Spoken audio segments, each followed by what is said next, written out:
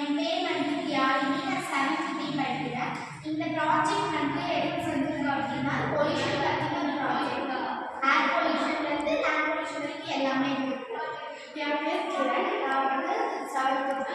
இதில் வந்து நம்ம வந்து ஏர் பொல்யூஷனெல்லாம் சேர்த்து ஃபேக்ட்ரிகளாக போய் ஏர்லாம் வளர்க்கும்போது லேண்ட் வந்து ரொம்ப குப்பையாக அதிகமாக இருக்கிறதுனால லேண்ட் பொல்யூஷன் நான் வந்து 7th B படிக்கிறேன்.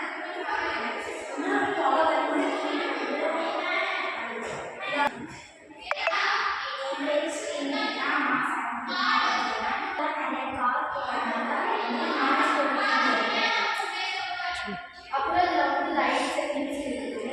Light setting கண்டுபிடிக்காது.